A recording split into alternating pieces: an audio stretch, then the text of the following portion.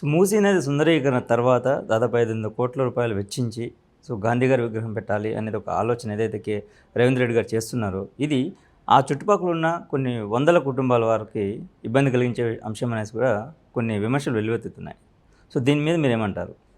ఏదైనా పథకం వల్ల నష్టపోయే వాళ్ళు ఉన్నప్పుడు వాళ్ళు తమ ఆవేదనను వ్యక్తం చేస్తారు కదా.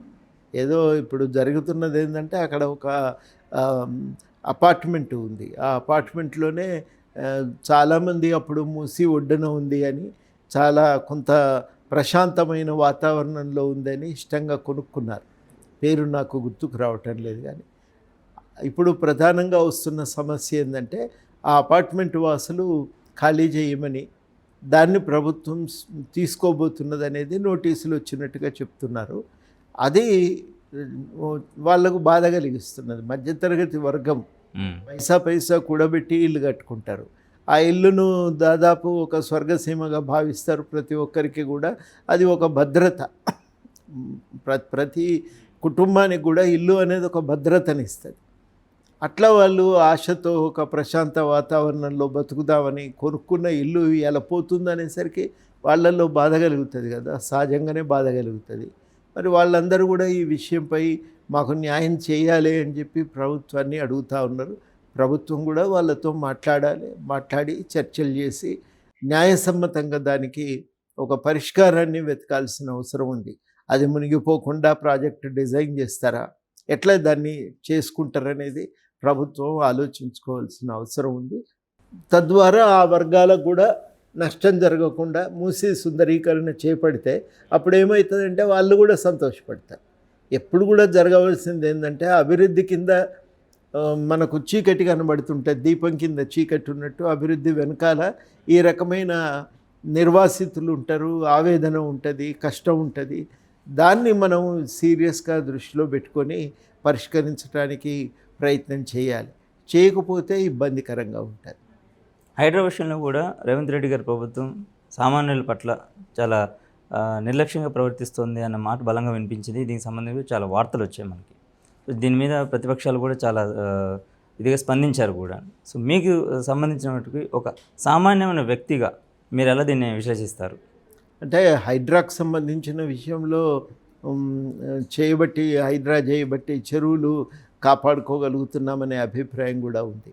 అది మనం మర్చిపోవటానికి వీల్లేదు. చెరువులను కొన్నింటిని వాళ్ళు పునరుద్ధరించారు. ప్రభుత్వ స్థలాలను మళ్ళీ వెనక్కి ప్రభుత్వ అధీనంలోకి తీసుకొచ్చిండ్రు. వేల కోట్ల రూపాయలు దానివల్ల ప్రభుత్వ సంపద మనం కాపాడుకోగలిగినాం. ఇవన్నీ భాగాలు కూడా ఉన్నాయి. కొన్ని అక్కడక్కడ జరిగినాయి. మొట్టమొదటి దశలో అక్కడక్కడ తొందరపాటున పేద ప్రజల ఇల్లు కూల్చిన సందర్భాలు ఉన్నాయి.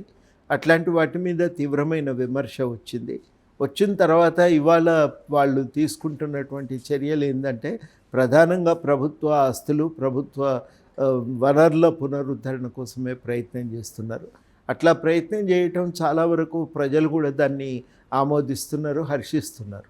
కాబట్టి హైడ్రాకు వచ్చేసరికి మలి దశ అంటే దాన్ని వాళ్ళు పని మొదలుపెట్టి మెల్లమెల్లగా నేర్చుకొని ఇవాళకి వచ్చేసరికి ఏంటంటే చాలా వరకు ఈ హైడ్రా వల్ల జరుగుతున్న పనులు బాగున్నాయనే అభిప్రాయం కూడా ప్రజల్లో ఇవాళ ఏర్పడుతున్నారు. కాబట్టి హైడ్రా మీద మొదట వాళ్ళు చేసిన తప్పులు ఇవాళ ఏం జరగట్లేదు. అవి మనం అర్థం చేసుకోవాలి. ఉద్యోగుల పట్ల అలాగే విద్యార్థుల పట్ల గత ప్రభుత్వం చేసిన పొరపాట్లే ఇప్పుడు రేవంత్ రెడ్డి గారి ప్రభుత్వం కూడా అలాగే ప్రవర్తిస్తోంది. సో సరైన నోటిఫికేషన్స్ కానీ ఉద్యోగాలు కానీ కల్పించట్లేదని ఒక వినిపిస్తున్న వాదనలో ఒక బలమైన అంశం కూడా ఇది. సో దీని పట్ల రేవంత్ రెడ్డి గారి ఆలోచన ధోరణి ఎలా ఉంది? సో మీకు గమనించిన తేడాలు ఏంటి? అంటే వీళ్ళు ఒక 40,000 అయితే వేస్తాము తక్షణము. ఈ 40,000 వేయటానికి మీరు ప్రణాళిక ఒకటి ప్రకటించండి అని మనం అడుగుతున్నాం. ఇప్పుడు ఆ ప్రణాళిక ఒకటి ప్రకటిస్తే పిల్లలు ఏంటంటే తమ ప్రిపరేషన్లో ఉంటారు. ఇప్పుడు తెలంగాణలో కాదు భారతదేశంలోనే నిరుద్యోగం ఒక తీవ్రమైన సమస్య. ఈ సమస్యకు సంబంధించి మేము ముందు నుంచి చెప్తున్నది నంబర్ 1, ప్రభుత్వము ఖాళీల భర్తీ కోసం ఒక ప్రణాళికాబద్ధంగా పోవాలి. ఒక క్యాలెండర్ ఇస్తే వాళ్ళ జాబ్ క్యాలెండర్ లాంటిది వస్తే దానికి కొన్ని ఇబ్బందులు ఉన్నాయి. మేము ముందు ఇచ్చినాము, కానీ దాన్ని అమలు చేయలేకపోయినాము. ఆ ఇబ్బందులను దృష్టిలో పెట్టుకొని తప్పకుండా మీరు చెప్పిన మాట ప్రకారం మేము కూడా ఒక ప్రణాళిక ప్రకటిస్తాము అని అన్నారు. అన్నాక మేము కూడా ఎదురు చూడవలసిన అవసరం ఉంది. అదొక భాగం. రెండవది ఏంటంటే మరి అందరికీ ప్రభుత్వ ఉద్యోగాలు అయితే రావు. ఏం చేయాలి అంటే బయట ఉపాధికి కల్పన కోసం ఒక ప్రయత్నం జరగాలి. ఆ ఉపాధి కల్పన కోసం ఒక ప్రయత్నము, దానికోసము నైపుణ్యాభివృద్ధికి ప్రభుత్వమే తన సంస్థల ద్వారా కావలసినటువంటి ఒక శిక్షణ ఇవ్వాలి. దానికి ఇవాళ ప్రభుత్వం స్కిల్ యూనివర్సిటీ పెట్టింది. నైపుణ్య అభివృద్ధి కోసం మేము ప్రత్యేకంగా చర్యలు తీసుకుంటామని అనేక ప్రైవేట్ సంస్థలను కూడా భాగస్వామ్యం చేసింది. ఇది ఒక ప్రయత్నం, మంచి ప్రయత్నమే. మూడోది చాలా ముఖ్యమైనదంటే చిన్న సూక్ష్మ పరిశ్రమలను విపరీతంగా పెంచాలి. పెంచితే తప్ప ఉపాధి కల్పన సాధ్యం కాదు. ముఖ్యంగా మహిళలకు ఉపాధి కల్పన చాలా అవకాశాలు తక్కువ ఉన్నాయి. నిరుద్యోగ రేటు చాలా ఎక్కువ మహిళల్లో. వాళ్లకు ఈ ప్రయత్నం చాలా సీరియస్గా జరగవలసిన అవసరం ఉంది. కాబట్టి ఈ మూడోది చాలా కీలకం. దాని విషయమై ప్రభుత్వం చాలా ప్రణాళికాబద్ధంగా పోవాల్సిన అవసరం ఉంది. చిన్న సూక్ష్మ పరిశ్రమలను డిజైన్ చేయాలి, వాటిని అమలు చేయాలి. వాటిని అమలు చేస్తే లాభమవుతుంది. నేను ఎంతసేపు చెప్తున్నా దాంట్లో ఇది కూడా ఒక అంశం. ఇదే విషయం కూడా మేము ప్రభుత్వంతో నిరంతరంగా చెప్తున్నాం. వాళ్ళు కూడా ఒప్పుకుంటున్నారు. పెద్ద కంపెనీల వల్ల ఉపాధి కల్పన తక్కువ ఉంటుంది. అంటే పెట్టుబడి ఎంత ఉంటుందో దానికి తగ్గ స్థాయిలో ఉద్యోగాలు రావు. కానీ చిన్న కంపెనీల విషయంలో అట్లా కాదు. పెట్టుబడి సాంద్రత అనేది అంటే పెట్టుబడి తక్కువ, పెట్టుబడి ఎక్కువ, ఉద్యోగాలు తక్కువ పెద్ద కంపెనీలు. చిన్న కంపెనీలు పెట్టుబడి తక్కువ, ఉద్యోగాలు ఎక్కువ. కాబట్టి ఇట్లాంటి కంపెనీలే రావాల్సిన అవసరం ఉంది. దానికోసం కూడా మీరు గ్లోబల్ సమ్మిట్ జరిపినట్టే దీని విషయం కూడా మీరు అవసరమైతే ఒక సమ్మిట్ లాగా పెట్టి మీరు ఆ చిన్న సూక్ష్మ కంపెనీల యొక్క అభివృద్ధి కోసం చర్యలు తీసుకోవాలి. దానివల్ల కలిగే ప్రయోజనం ఏంటంటే మార్కెట్ విస్తరిస్తుంది, ప్రభుత్వానికి వచ్చే పన్ను ఆదాయం కూడా పెరుగుతుంది, ఉపాధి కల్పన కూడా జరుగుతుంది, ఒక సుస్థిరమైన అభివృద్ధికి అవకాశం కలుగుతుంది. సమాజంలో పేరుకొనిపోయిన సామాజిక ఆర్థిక అసమానతల నిర్మూలనకు ఇది సరి అయినటువంటి మార్గము అని చెప్తా ఉన్నాం. దాని విషయమై మంత్రులు కానీ అధికారులు కానీ కరెక్టే మీరు చెప్పేది. దాని విషయం మీద దృష్టి పెడుతున్నాము. మేము కూడా సీరియస్గా దానికోసం ప్రోత్సాహకాలు అందిస్తున్నాము అని హామీ ఇస్తున్నారు. అందిస్తున్నామని చెప్తున్నారు. ఇంకా అభివృద్ధికి చర్యలు తీసుకుంటామని హామీ ఇస్తున్నారు. కాబట్టి మేము కూడా కొంత ఆగి వేచి చూస్తున్నాం. ఇంకా దాని విషయంలో మేము కూడా కొంత ఒక నోటు లాంటిది ఏదన్నా కాన్సెప్ట్ నోటు తయారు చేసి ప్రభుత్వానికి ఇద్దామని వాళ్ళు కూడా అడిగినారు, మీరు ఏదన్నా నోటు ఇవ్వండి అని. అక్కడ మేము కూడా కొంత అలసత్వం అయింది. తొందరలోనే ఆ నోటు కూడా మేము తయారు చేసి గవర్నమెంట్కి ఇస్తాం. సో ప్రభుత్వం రాకముందు ఇచ్చిన ఏదైతే ప్రకటించిన 6 గ్యారంటీ పథకాలు ఏవైతే ఉన్నాయో అవి పూర్తి స్థాయిలో అమలు అవ్వట్లేదు అనేది ప్రజల నుంచి వినిపిస్తున్న మాట. ఒక సామాన్య వ్యక్తిగా, ప్రజలు ఒకటిగా మీరేం చెప్తారు? చేయమని చెప్తాము, చేయొద్దని అంటారా? ఇవ్వాలన్నారు.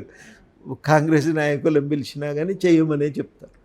విషయం ఏంటంటే ఒకటి, పోయిన ప్రభుత్వం చేసిన అప్పుల వల్ల రాష్ట్రము కొంత తీవ్రమైన సంక్షోభంలో ఉన్నమాట వాస్తవం.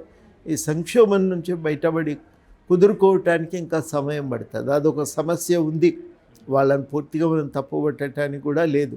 కానీ ఈ పరిస్థితులను దృష్టిలో పెట్టుకొని ఎంత వీలైతే అంత ఒక ప్రాధాన్యతను ఏర్పరచుకొని ఆ ప్రాధాన్యత ప్రకారము ఈ స్కీమ్లను ఒకటి తర్వాత ఒకటి అమలు చేసుకుంటూ పోతే బాగుంటుంది.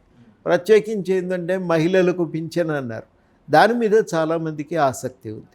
దాని విషయమై ప్రభుత్వం దృష్టి పెట్టాలి. ఇప్పటి వరకు కొన్ని అమలు చేసినవి చిత్తశుద్ధితో బాగానే అమలు చేశారు. ఉచిత విద్యుత్ కానీ, ఉచిత బస్సు కానీ ఇట్లాంటివి బాగానే అమలు చేశారు.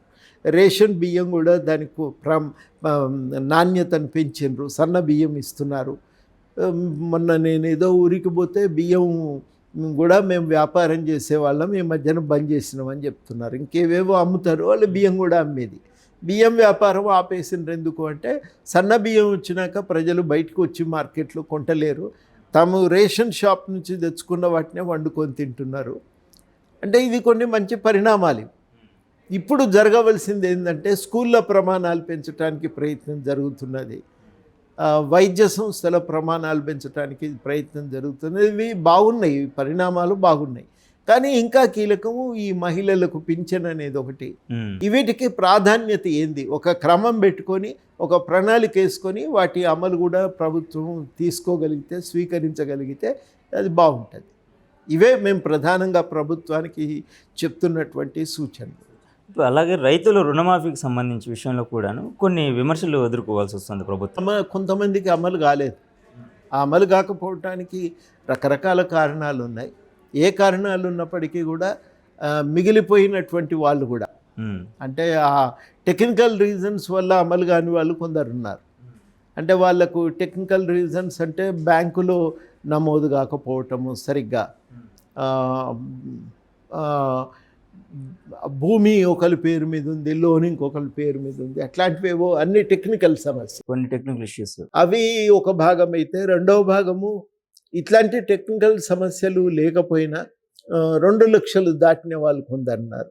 అట్లాంటి వాటి విషయంలో కూడా ప్రభుత్వం మరి తన ఆర్థిక పరిస్థితిని చూసుకొని వాళ్ళ సమస్యలను కూడా పరిష్కరించడానికి పూనుకోవాలి. ఏదో ఒక కమిటీ వేసి దాని విషయం మీద కూడా ఏదో ఒక ఆలోచన అయితే చేయవలసిన అవసరం ఉంది.